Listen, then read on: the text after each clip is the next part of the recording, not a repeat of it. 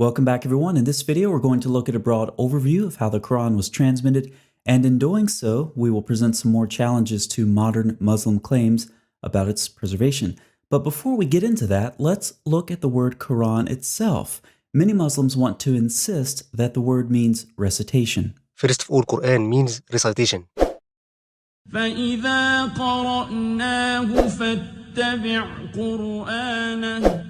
The main source for the transmission of Quran is the oral recitation. Did you catch that? They want the Quran to mean recitation and only recitation. They want to limit the possible range of definitions of the word to recitation because they feel it strengthens their case for the oral transmission of the Quran. For some reason, they believe this is where their best arguments are. However, about the word Quran, Yasir Qadhi states, the most popular opinion, and the opinion held by Tabari, is that the word Quran is derived from qara'a, which means to read, to recite. Quran thus translates as the recitation or the reading. Now this is nothing new except to some Muslim apologists, I suppose, but it's been long acknowledged that Quran can mean read or recite. Let's look at a couple examples. It's a Quran that we have revealed in portions so that you may read it. It's a discourse that can be read. It's a Quran that can be read. And it's a book of which the verses are made plain, an Arabic Quran. So translators acknowledge just what Yasir Qadhi said. Quran can mean reading or recitation. It can be used even in parallel with a book or along with the verb to read. But why the uncertainty? Quran is, I think we would agree, a fairly important word for Muslims. Why does Yasir Qadhi talk about the popular opinion for the definition of the word?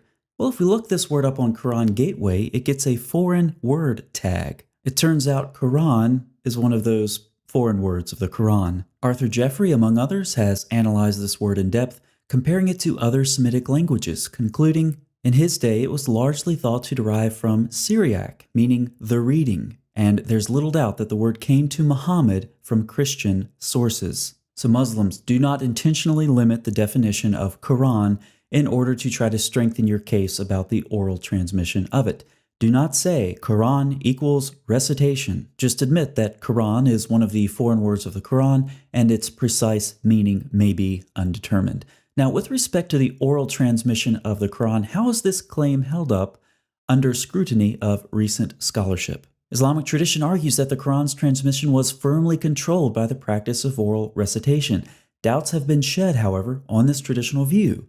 There is mounting evidence that the Quran text, or parts of it at least, must at some stage in its history have been transmitted in purely written form without the benefit of a controlling tradition of active recitation. James Bellamy states about the variant readings that he cites in his article, they're important because they prove there was no oral tradition stemming directly from the Prophet strong enough to overcome all the uncertainties inherent in the writing system. Yet another scholar, Devin Stewart, says the tradition of Quranic recitation can be shown to ignore or run roughshod over many discernible or retrievable features of the text, particularly with regard to rhyme, that must represent the oldest stage of its performance. Many of the variants may plausibly have arisen through oral transmission, many others cannot, being based on graphic and not phonic resemblance. Numerous examples are cited by these scholars. Here's one from Stewart. The transliteration shows the difference in sound, illustrating nicely Stewart's point,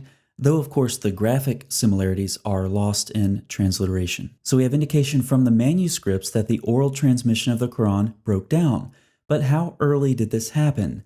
Very early. Zayd started compiling the Quran by collecting it from leafless stalks of the day palm tree, pieces of leather and hides, and from stones and memories of men. Remember how difficult this job was. If Abu Bakr had ordered me to shift a mountain among the mountains from one place to another, it would not have been heavier for me than this ordering me to collect the Quran. Now, what was Abu Bakr thinking, making Zayd do all of this work, going and collecting the Quran from various sources? If the Quran was so well preserved in the memories of Muslims, then the Caliph should have just called 2 or 3 reciters, have them sit down at a table, they recite, Zayd writes. It's as simple as that. The only problem that Zayd should have had was a tired hand from all of that writing, but that's not the case. He had to go collect the Quran from various sources, some of them written.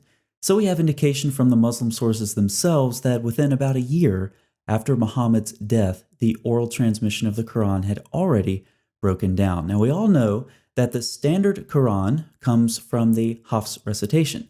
So let's take a look at the Isnad. Samuel Green made this diagram based off of the text below it, which comes from the Islamic Awareness website. Now there are several problems here, so let's talk about them. For example, we have reports that the Qurans of Ibn Masud and Ubay didn't match each other, or the modern Quran. So how could they be in the same Isnad for Hafs? But for now, I want to focus on one specific problem with this Isnad. Looking at the bottom left of the diagram, we know that Abu Bakr commissioned Zayd some point around 633, and already, about 1 year after the traditional date for Muhammad's death, Zayd already had problems collecting the Quran. And now we see the problem with this Isnad. It's incomplete. Zayd used sources, and they should have Isnads. Someone had to write the Quran on the stones that Zayd used, same for the leather and the palm stalks. What were their names? Why aren't they in the Isnad? What about the men Zayd called on? Were their memories reliable? What were their names? Why aren't they in the Isnad? From the very beginning then, we see that the Quran was fragmented. The oral transmission broke down. Zayd had to collect the Quran from various sources. But just how fragmented was it? In other words, I want to know which surahs came from where. Which surahs were written on the stones that Zayd used, for example? Surahs 1 through 5? Maybe surahs 20 through 24 came from the memories of men. Maybe surahs 30 through 40 were written on the leather hides that Zayd collected. I want to know which surahs came from where. Muslims can't tell us. They want to act like the Quran originally went back to one single source. That's not the case. Now let's go back to this Isnad and look at some of the names on the bottom. These are very big names, of course: Uthman, Ubay, Zayd, Abdul ibn Masud, and we have good reason to think that none of these readings made it through a critical period in the history of the Quran in the early 8th century. And here we go again, featuring Caliph Abdul Malik and his general al-Hajjaj. He mocked Ibn Masud, saying, "How I wonder about him. He claimed to have read the original Quran of God. I swear by God that it is just a piece of Raja's poetry of the Bedouins." He also said, "Ibn Masud is the chief of hypocrites. If I had lived in the same time as his, I would have soaked the ground with his blood." Al-Hajjaj would often threaten to kill the people of Kufa should they not cease following the reading of Ibn Masud. And he swore that he would erase Ibn Masud's reading from the Mus'haf with the rib of a swine. So let's compare and contrast the opinions on Ibn Masud. Muhammad said, "Learn the Quran from him." Al-Hajjaj said he was a chief hypocrite who should have been killed. "I would have soaked the ground with his blood. I would erase his reading with a swine's rib, and I'll kill you if you follow his reading." Oh, and by the way, Muslims, I already know every source I cite in this video that you don't like is weak, and you will reject it. So go ahead and post more of those ad hoc responses in the comments section below. Now, as we discussed previously, Al-Hajjaj made his own recension of the Quran and destroyed competing readings. But his destruction was not limited to public property like the case of Uthman, but rather included both public and private property. Al-Hajjaj was thorough, if nothing else. Remember all of those very important names that we saw at the bottom of the Isnad? As for the fate of the Codex of Ubay, the well-known Quran reader, Khalaf bin Hisham, speaks about the existing codex with skepticism. He uses the common expression yunsabu, is ascribed to. Regarding the Codex of Ibn Masud, he was similarly circumspect. In these traditions, there is no longer any mention of previous codices. Rather, there is mention of that which supposedly corresponds to the alleged reading of Ubay or Ibn Masud. In other words, codices containing the older recensions ceased to exist at the time. By the end of the 2nd century AH, any mention of an Uthmanic codex was strongly distrusted. And of course, by the end of the 8th century, as we've previously discussed for Malik bin Anas, the Uthmanic Codex has disappeared. Now, as a side note, Muslims have known about this for a long time. After all, we're reading Muslim sources. Yet, what have Muslims been telling the rest of the world? They've been telling us that they have the Uthmanic manuscripts, until recently. Muslim scholars Asanalou and Al-Takulich state that one of the most important questions of Quranic history is the whereabouts of the Mus'hafs attributed to Caliph Uthman, and whether any of them have reached the present day. Unfortunately, we do not have a positive answer to this question. In our view, this situation is one of the greatest weaknesses of the Islamic world throughout history. They further describe how they would like to publish the Topkapi manuscript as either one of Uthman's personal manuscripts or one of the manuscripts that he sent out to various cities, but they can't do that. Now, why the lack of early manuscripts, Muslims? It seems to have something to do with this cycle of recension, revision, and destruction that we see in early Islamic history. Uthman revised the Quran, then destroyed his sources. Al-Hajjaj revised the Quran and then destroyed competing readings. Now, what about Al-Hajjaj's Quran? What happened to that? Well, thankfully, when the Abbasids took over, they seemed to largely want to take credit for the Umayyads' work. So Al-Hajjaj's manuscript was given some mercy. As regards the Musahif of Al-Hajjaj, the Abbasids similarly attempted to replace them. In one such tradition, the third Abbasid Caliph, Al-Mahdi, permitted the sending of one more Musahif to Medina after the Musahif of Al-Hajjaj had been replaced. It was not destroyed, but rather put in a box on the side. It is also likely that the other codices in the major cities were no longer in use. So let's take all of this information back to our Isnad. We have reports of all of these early readings being eliminated or prohibited by penalty of death in some cases. None of these readings appear to make it past Al-Hajjaj. As we saw, Hajjaj carried out an extensive Quranic destruction campaign, even more so than Uthman before him. The things that happened in the turmoil of attempting to standardize a Quran in the first Muslim century actually undermined the contributions of the various authorities on which this incomplete Isnad chain rests. Now maybe you're thinking there's no way the Caliph and his general could establish their own standardized reading and destroy the other readings. Two things. Number one, the Islamic world was not so large and stable at this point as the Islamic traditions tell us. Number two, think about what happened in 1924. In the early 20th century, the shape of the Quran would have seemed anything but clear. In fact, the Egyptian government was motivated to begin the project that will lead to the Cairo Quran edition due to the variants found in the Quranic text that they had been importing for state schools. It's at this point that they standardized the Hafs version and destroyed the variant Qurans by sinking them in the Nile River. Through the following decades, this Quran quickly became the standard reading throughout the Muslim world. If Egypt could do this in 1924, why not Al-Hajjaj in the early 8th century? Now let's look at some additional problems with Hafs. There is no unanimity over its precise shape. 4 different lines of transmission are claimed for it, and discrepancies abound in the various texts claiming to transmit it. And when it comes to discrepancies or differences within various Qurans, most Muslims simply do not have a mental framework to process such a concept. Perfect preservation has been drilled into their minds so much that they can't think clearly about this topic. And so when most Muslims encounter differences or variants within different Qurans, they'll simply wave them off as ahruf or qira'at. So let's talk about these two terms. Let's start with ahruf. What are ahruf? I have absolutely no idea, but neither do you. By the 3rd century AH, there are 35 different opinions on this issue, and Suyuti listed over 40. Some even declare that the true meaning of the ahruf was known only to Allah, and to investigate this issue was futile. The problem is apparently Muhammad talked about ahruf, but he never actually described what they were, so Muslim scholars were free to speculate, and speculate they did. But modern Muslims know exactly what ahruf are. They're a convenient label to put on any variant in the Quran that you don't want to talk about. Let's move on to qira'at, where things are much more clear. Qira'at, or readings, are part of the history of the text, not its starting point. The idea of different yet equally canonical qira'at did not develop before the 10th century, when great divisions over the Quranic text led Ibn Mujahid, among others, to sponsor this regulatory concept. He argued that there are 7 equally valid qira'at. Others argued for 10 or 14. The gradual acceptance was 7 qira'at, but that was generally accompanied with a caveat that each qira'ah has 2 versions. Effectively then, 14 different versions were considered equally authentic, only one of which was Hafs. Now, if any of this has been confusing for you, let me make it simple. The Quran has been perfectly preserved. If this were a book, we would now be in the appendices. Appendix 1, Text Criticism, Muslim Style. As discussed earlier, Muslims have claimed for a long time to have the Uthmanic manuscripts, but the 2 Muslim scholars I cited earlier said this is no longer the case. They also do a little text criticism. Let's look at some data points. As known by everyone interested in the subject, it has been claimed until recently that Topkapi was one of the copies attributed to Caliph Uthman. But it is neither the private Musaf of Caliph Uthman nor one of the Musafs that he sent to various centers.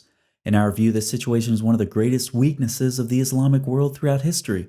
there are over 2,000 instances where there is dissimilarity between the Topkapi and the Standard. They were going to make a critical edition of the Topkapi with the Tashkent manuscript, but it would not yield a healthy result. It was missing 2/3 of the text referring to the Tashkent and had been tampered with. The Topkapi is an excellent manifestation of Surah 15:9. We will guard it from all corruption. So let's put these together. The Uthmanic Qurans have been lost. There are over 2,000 differences between the Topkapi and the Standard text. The Tashkent was excluded from the critical edition because of corruption. Conclusion: one of the greatest weaknesses of the Islamic world is also an excellent example of Allah guarding the reminder from corruption. Now take that conclusion that an excellent example of Surah 15:9 is one of the greatest weaknesses of the Islamic world, and add that to the rest of the content that we've discussed in this video. It really makes one ask the question, what would a bad example of Allah guarding the reminder look like? Now, take note of their methodology. They didn't want to make a critical edition between the Topkapi and the Tashkent because it would not yield a healthy result. Christians, once again, take note of their methodology. Anytime a Muslim brings up a variant reading to you in the New Testament, just say, I don't like that manuscript. It doesn't yield a healthy result, so we're just going to exclude it from the conversation. No, that doesn't work in the scholarly world. That only works in text criticism, Muslim style. Appendix 2, Non-Muslim Scholars and Quranic Manuscripts. This will be a short appendix. Muslims frequently criticize non-Muslim scholars for getting involved in the study of their religion, especially of their Quran. Now, why on earth would non-Muslims need to get involved with the study of the history, transmission, and text of the Quran? If you do not know the answer to this question, see Appendix 1. Appendix 3, the transmission of the New Testament meets the Quran's criteria for strong evidence over claims of oral transmission of the Quran. Within the context of a debt contract, the Quran states writing is more just in the sight of Allah and stronger as evidence, and more likely to prevent doubt between you. Allah doesn't trust Muslims to memorize a simple debt contract. About the Quran, Muhammad said, it escapes the hearts of men faster than a camel when it's released from its tying rope. If you've ever released a camel from its tying rope, let me know how fast that is in the comments section. Yet Muslims claim to have preserved the Quran faithfully in memory over centuries. The New Testament, by contrast, is preserved in writing, in New Testament manuscripts, as well as quotations and allusions to Scripture made by the patristic authors. The New Testament, ironically, meets the Quran's criteria for better preservation, for more reliable transmission than what Muslims claim about the Quran itself. Appendix 4, Allah will guard the reminders. We've already discussed Surah 15:9, and you can see I have two translations up for you. The first is Sahih International. It's concealing something. The Arabic does not say Quran in this verse. It says al-dhikra, the reminder. Now, why would some Muslims do this? Why would they translate Quran when Quran is not what's in the Arabic? I suspect it's to conceal an inconsistency. The prior revelations are all referred to by the same word. In context, it refers to the Torah in Surah 21:48 and 21:105, and to prior revelations in Surah 21:7. And notice in Surah 57:16, where the reminder is put on par with the scripture of old. So we see that the prior revelations are referred to as the reminder as well. And Allah said He would guard the reminder in Surah 59, yet Muslims claim that the other reminders have been corrupted. So how do we solve this problem? Ignore what the Quran says and just retranslate Surah 59 to apply only to the Quran to cover up the contradiction created by Muslims who claim the previous reminders have become corrupt in spite of Allah's protection. Appendix 5, Hafs is a liar burning in hell. The Shias love talking about this stuff. I'll put this link in a pinned comment for you. We'll just go over it briefly. Asim was reliable but weak in memorization, and we have serious statements against Hafs. According to Bukhari, he was rejected, Muslim, rejected, Anasai, rejected, not reliable, and his narrations are not written. Ibn Hanbal, rejected, liar, weak, rejected, not truthful. So with respect to Hadith, Hafs is a liar, and Muhammad said if you lie about him, then you burn in hell. So the person for whom the standard recitation of the Quran is named is a liar burning in hell. Appendix 6, you have lots of different Bibles. We have one Quran. I hear this one a lot, but let's take the New Testament for example. Catholics use this Greek New Testament. Protestants use this Greek New Testament. It's the same Greek New Testament. How many different Arabic Qurans do we have? You'd have to check with Hatun from DCCI. I've lost track. She keeps track of this. 20-something different Arabic Qurans, 30-something different Arabic Qurans. Who knows? And how many different readings do we have? We talked about this earlier. Just pick your number, 7, 10, 14. Sometimes a single reading can have 2 versions. Oh, but it's Christians with their single Greek New Testament who have a problem? I don't think so. Appendix 7. Muslims intentionally downplay the variants that led to Uthman's recension, but the differences were significant. David Powers has collected a number of traditions, and he cites the primary sources in his footnotes. You can pause your screen to read this if you like, but you have 2 groups of men differing over the consonantal skeleton of Surah 2. Hudayfa's face turned red. He stood up, ripped his tunic in 2, and declared he would ride to Uthman, and he did. He advised him about the gravity of the situation and warned that if the caliph did not take immediate action, the enemies of Islam were on the verge of striking a fatal blow to the new religion. Contrary to modern Muslim claims, the early Muslims indicate over and over that the differences in the early Qurans were severe. They were of such a nature as to cause the first Muslims to accuse one another of infidelity. They brought Muslims to the verge of civil strife and were so serious that they could only be solved through the systematic destruction of all codices that did not conform to Uthman's. Muslims need to stop downplaying the fact that fragmentation, losses, significant variants, standardization, and destruction were part of the Quran's history from its earliest years. And finally, Appendix 8. Don't talk about the Quran, your Bible is corrupted. Have you ever noticed that many Muslims believe criticizing the Bible is the same thing as defending their Quran?